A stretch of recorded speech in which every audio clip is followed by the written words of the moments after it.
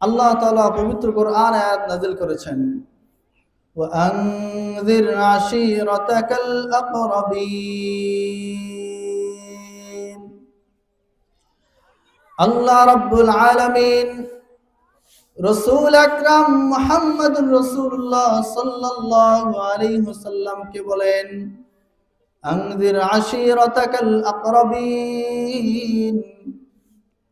হে নবী, আপনি আপনার নিকটাত্মীয় স্বজনদেরকে দ্বীনের দাওয়াত প্রদান করুন। রাসূল আরবি মুহাম্মদুর রাসূল সাল্লাল্লাহু আলাইহি ওয়াসাল্লাম মক্কা জীবনে প্রথমে গোপনে গোপনে ইসলামের দাওয়াত দিতেন। আল্লাহ রাব্বুল আলামিন যখন আয়াত নাযিল করলেন, আনযির আশীরাতাকাল আকরাবিন,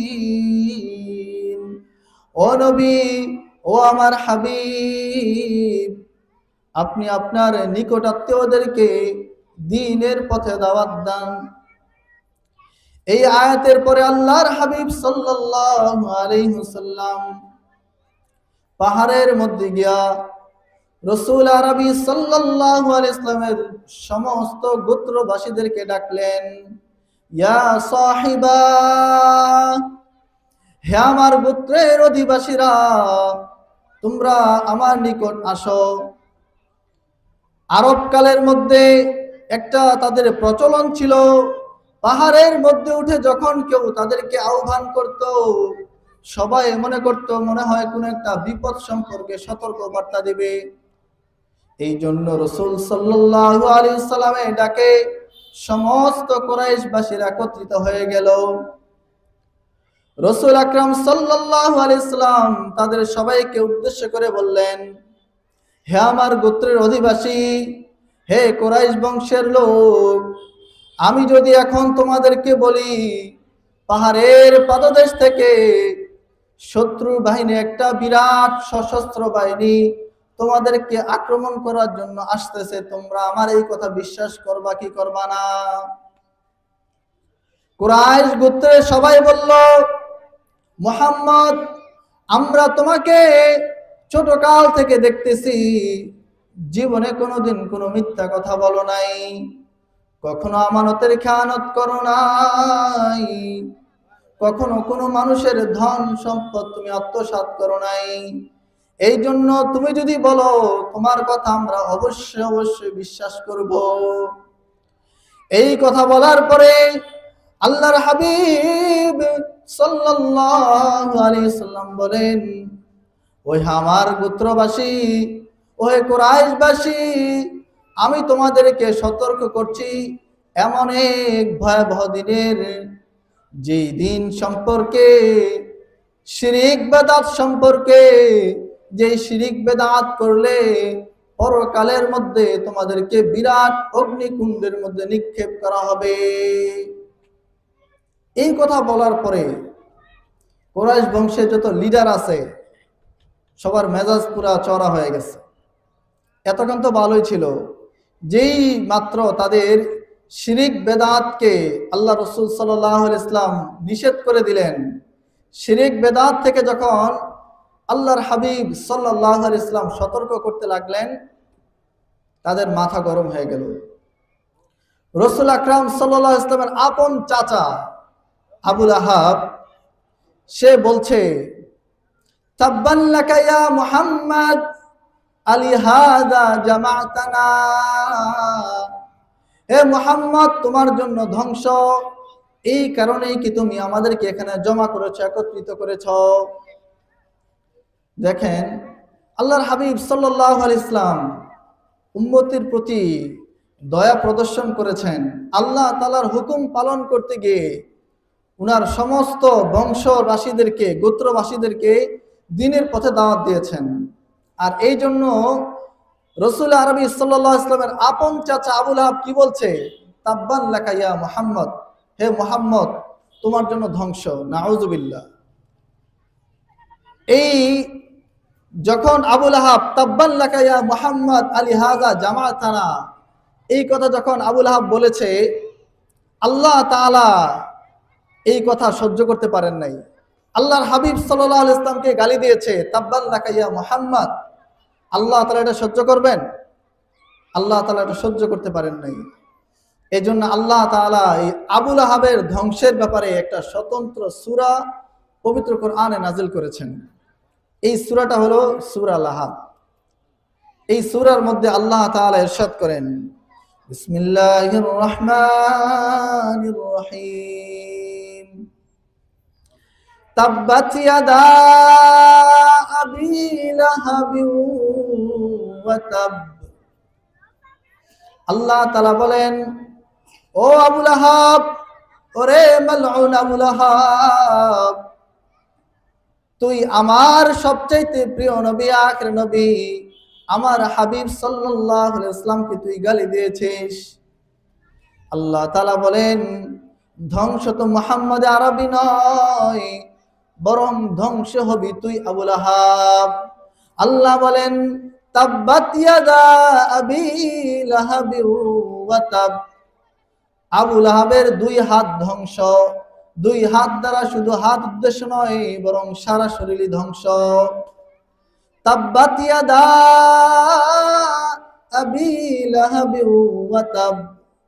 এবং আল্লাহ তাআলা বলেন, এটা তো শুধু ধ্বংস, ওয়া তাব্বা, এবং এটা আল্লাহ তাআলা একটা বদ্ধ করে দিয়েছেন। এবং আল্লাহ তাআলা বুঝাচ্ছেন, তুই শিওর ধ্বংস। এই ধ্বংস এটা অনিবার্য, এটার ফিরানোর কোনো রাস্তা নাই, পথ নাই। এবং আল্লাহ তাআলা দুনিয়াতেই তার ধ্বংসের চিত্র সমস্ত উম্মতে মুহাম্মাদের জন্য একটা শিক্ষা স্বরূপ বানিয়ে রেখেছেন। এই আবু লাহাব তার জীবদ্দশার মধ্যে সে যেমনই ভাবে আল্লাহর হাবিব সাল্লাল্লাহু আলাইহি ওয়াসাল্লামের কঠোর বিরোধিতা করত, তেমনি ভাবে দুইটা জিনিস নিয়ে আসে অত্যন্ত অহংকার করত, তাকাব্বুর করত। একটা হচ্ছে তার সন্তান সন্ততি অনেক বেশি ছিল, তার ছেলে সন্তান বেশি ছিল। এই জন্য সে তার ছেলেদেরকে নিয়ে গর্ব করত। আর তার সম্পদ ছিল বেশি, সম্পদশালী, টাকা পয়সাওয়ালা। এই সম্পদ এবং সন্তান নিয়ে সে গর্ব করত। আল্লাহ তাআলা বলেন, আবু লাহাব, তুই সম্পদ আর সন্তান নিয়ে গর্ব করিস, আমি আল্লাহ তাআলা তোকে এমন ভাবে ধ্বংস করব, তোর এই সন্তান এবং সম্পত্তি কোনো কাজে আসবে না। আল্লাহ তাআলা বলেন, মা আবনা আনহু মালুহু ওয়া মা কাসাব। আল্লাহ বলেন, ও দুনিয়ার মানুষ, তোমরা শিক্ষা গ্রহণ করো। আবু লাহাব আল্লাহ রসুলের বিরোধিতা করত, সম্পদ নিয়ে তাকাব্বুর করত, সন্তান নিয়ে অহংকার করত। এই জন্য তার সম্পদ এবং সন্তান তার জীবদ্দশায় কোনো কাজে আসে নাই। বদর যুদ্ধ হয়ে গেছে, কুরাইশরা মারাত্মকভাবে পরাজয় বহন করেছে। 70 জন নিহত হয়েছে, 70 জন মুসলমানদের কাছে বন্দী হয়েছে। আবু লাহাব কোন রকম জান নিয়ে আবার মক্কার মধ্যে ফিরে এসেছে। বদর যুদ্ধ থেকে আসার পরে মাত্র 7 দিন পরে আবু লাহাবের গলার মধ্যে গুটি বসন্ত হয়েছে। আর আরবরা এই গুটি বসন্তকে মারাত্মক ভয় পাইত, ছোঁয়াছুঁয়ি রোগ মনে করত। এই জন্য আবু লাহাবের যখন এই গুটি বসন্ত দেখা দিল, এই আবু লাহাবের নিজের আপন সন্তান, নিজের সন্তান সন্ততি, এই টাকা পয়সা, তার স্ত্রী, সবাই তাকে ছেড়ে ঘর থেকে চলে গেল। এবং এই বসন্ত, এই গুটি বসন্ত, এটা এমন ভয়ানক রূপ ধারণ করলো, এই গুটি বসন্তের কারণে সে মৃত্যুবরণ করলো। তার মৃত্যুবরণের পরে তার শরীর থেকে এমন পচা দুর্গন্ধ বের হতে লাগলো, কোন লোক তার কাছে যাচ্ছে না। এমনকি যেই সন্তান নিয়ে এই আবু লাহাব এতদিন দুনিয়ার মধ্যে গর্ব করত, যেই সম্পত্তি নিয়ে সে অহংকার করত, এই সন্তান এবং সম্পত্তি এগুলো তার কোনো কাজে আসছে না। আশেপাশের লোকেরা যখন তার সন্তানদেরকে তিরস্কার করতে লাগলো, তাই বেটা কেমন সন্তান, নিজের পিতা ঘরের মধ্যে মারা গেছে, পচে দুর্গন্ধ বের হইতেছে, দাফন তো করবি। যখন সন্তানদেরকে তিরস্কার করতে লাগলো, তখন সন্তান অগত্যা অপারগ হয়ে কি ব্যবস্থা যে গ্রহণ করলো, এটা শুনলে আরো মর্মাহত হবেন। পাহাড়ের এক পাদদেশে এক টিলার নিচে কবরের মতো করে একটা গর্ত খনন করেছে, এবং আবুল আহাবের লাশের এত দুর্গন্ধ, কাছে তো যাওয়া যায় না। এই জন্য এলাকাবাসী এবং তার সন্তানরা বড় বড় বাঁশের মতো লাঠি বানায়া দূর থেকে এই আবুল আহাবের এই পচা দুর্গন্ধযুক্ত লাশটাকে ঠেলতে ঠেলতে পাহাড়ের উপর থেকে, টিলার উপর থেকে গর্তের মধ্যে ফেলে দিয়েছে। বলেন তো তাহলে এই আবুল আহাবের সন্তান দুনিয়াতে কোনো কাজে আসছে? যেই সন্তান নিয়ে আবুল আহাব দুনিয়ার মধ্যে গর্ব করত, অহংকার করত, এই সন্তানই তাকে মৃত্যুর উপরে নিজ হাতেও দাফন করতে পারে নাই, লাঠি দিয়া ঠেলতে ঠেলতে তাকে গর্তের মধ্যে নিক্ষেপ করেছে। আল্লাহ তাআলা বলছেন, ও দুনিয়ার মানুষ, শিক্ষা গ্রহণ করো। সন্তান নিয়া, সম্পদ নিয়া তোমরা যারা অহংকার করো, আল্লাহ বলেন, মা আগনা আনহু মালুহু ওয়া মা কাসাব। তোমার সন্তান, তোমার সম্পত্তি আল্লাহ তাআলার মোকাবেলায় বিন্দু পরিমাণ কাজে আসবে না। তো আবুল আহাবের সন্তান কি কোনো কাজে আসছে? আবুল আহাবের সম্পদ কোনো কাজে আসছে? কোনো কাজে আসে নাই। এটা তো তার দুনিয়ার শাস্তি। এবং আল্লাহ তাআলা বলেন, আবুল আহাবের শাস্তি এখনো শেষ হয় নাই। আল্লাহ বলেন, সায়াসলা নারুন যাতা লাহাব।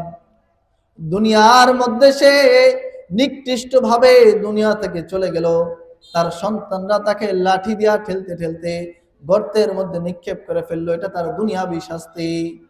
পরকালের মধ্যে আল্লাহ বলেন, সায়াসলা নারন। আল্লাহ বলেন, অচিরেই আমি তাকে জাহান্নামের আগুনের মধ্যে নিক্ষেপ করব। যাতা লাহাবিন, লেলিহান আগুন, মারাত্মক ভয়াবহ আগুন। দুনিয়ার মধ্যে আল্লাহ তাআলা নিকৃষ্টভাবে লাঞ্ছিত করলেন, এবং পরকালেও কি করবেন? নারং যাতা লাহাব, লেলিহান আগুনের মধ্যে তাকে নিক্ষেপ করবে। এই আয়াতের মধ্যে আল্লাহ তাআলার একটা অনেক গুরুত্বপূর্ণ একটা শিক্ষা আছে। বান্দা দুনিয়ার প্রতি, দুনিয়ার সম্পদের প্রতি, সন্তানের প্রতি এত বেশি মহাব্বত, দুনিয়ার সন্তান এবং সম্পত্তি নিয়ে এত বেশি অহংকার তোমরা করো না। এই অহংকার, এটা আল্লাহ তাআলার সিফাত, আল্লাহ তাআলার চাদর। এই চাদর নিয়ে যারা টানাটানি করবে, আল্লাহ তাআলা তাদেরকে অবশ্যই দুনিয়ার মধ্যে লাঞ্ছনা করবেন। এজন্য আল্লাহ তাআলা আবুল আহাবকে দিয়া সমস্ত বিশ্ববাসীর কাছে একটা উদাহরণ পেশ করেছেন। দেখো বান্দা, এই আবুল আহাব সে আল্লাহ রাসূলের বিরোধিতা করত, সে সন্তান নিয়ে, সম্পত্তি নিয়ে অহংকার করত। তা এই অহংকারকে আমি ধুলোর সাথে মিশিয়ে দিয়েছি।